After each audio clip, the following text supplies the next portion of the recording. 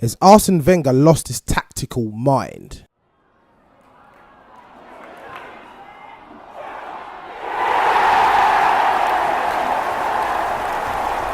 What is happening, guys? It's your boy TC back with another video. So it's 11 games in and I can safely say that we're currently out of the title race. I don't see a way back into this. So yesterday we faced Man City. Unfortunately I was unable to put the video out, but it was an abysmal performance overall. This was due to Arsene Wenger's decision making. The players that were selected and the players themselves really looked like they were beaten before we even stepped onto the pitch, and I didn't have any confidence whatsoever. Deep down I wanted us to get a draw at least, or at least come away with at least a 1-0 win or something similar to that. However, yesterday it proved fruitless, and Pep Guardiola's team were miles and miles ahead of us. And it was basically a poor performance overall, starting from the back all the way to the top. Alexis Sanchez at times looked absolutely isolated, and it wasn't a brilliant setup tactically, in my opinion. We should have gone in a bit more prepared, and we should not have changed the system in the last minute. So it was a very weird game yesterday.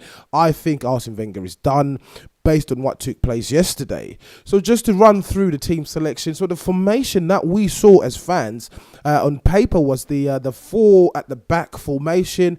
But when the game kicked off, it seemed as if Francis Coquelin was actually playing as part of the back 3. It was very odd, and Coquelin had an absolute shocker. It was meant to be the ball-playing defender in the middle of the 2 at the back, and unfortunately it didn't work out at all. His passing was atrocious. He wasn't having a great game. So at the back we obviously had Per Mertesacker. The back 3 consisted of Nacho Monreal, Coquelin and Koscielny. Again, Koscielny had a poor performance. We also had Hector Bellerin on the right wing back, as well as Kolasinac, who I will speak about as well briefly. We had a middle 2, if you like. So it was Xhaka and Ramsey in there, and up front it was a very odd decision. Lacazette should have started. This game was way too big for Alex Iwobi. I understand that he works really hard. He treks back. He does what is required of him to be part of that team, but that game yesterday was completely too big for him. It wasn't a game it meant for Alex Iwobi. So up front, as you can gather from what I'm saying, Alex Iwobi started. We had Alexis Sanchez up top by himself, who looked like an absolutely isolated figure. It was absolutely atrocious. And we also had Mesut Ozil up front as well, who in my opinion should not have started. We should have had at least Jack Wilshere playing, but that's something we will discuss a bit later on into the video. So as mentioned, that the overall team performance was bad. In my opinion, the worst player actually yesterday out of the 11 players that started on the pitch would have been Granit Xhaka. He didn't have a great game at all. We had the setup. It looked like Arsene Wenger had set up in a way that he wanted us to press very high, but the team didn't work together at all. You'd find that Alexis Sanchez was trying to close people down back in defence. Before you know it, Man City were off on a counter-attack. We weren't working as a unit.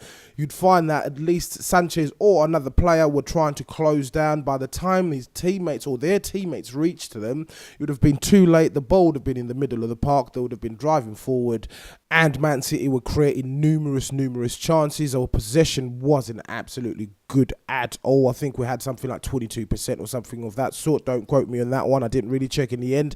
I wasn't too interested in the stats towards the end, but we played poorly. But one key thing, or one key talking point from that game yesterday would have been the exclusion of Alexander Lacazette in the starting lineup. So Wenger, I'm not too sure how or what his thinking is, or his backroom staff. They may be scared to say what they think, but in my opinion, Steve Bold should have stepped in and actually said, this is one of our biggest games. We've spent 50 million quid on this striker. We should be playing him, purely because Alexander Lacazette can take a chance. If he gets a chance, he will take it, and he will most likely take a shot, and it will go in. As we saw yesterday, he came on, he'd been on the pitch for a very short time. He took a fantastic shot, ran with the ball a little bit, and that goal went in. So if we had that from minute 0, it would have been a completely different game. Lacazette hasn't played a full 90 minutes in 11 games in the Premier League. Bearing in mind he's not playing in the cup games as well. He's only played 190 minutes, and that was against Leicester. Of course, he did score on that occasion. We ended up winning that game as well. but he hasn't played a 90 minutes since that day. And I do not know why and what is the thinking behind it.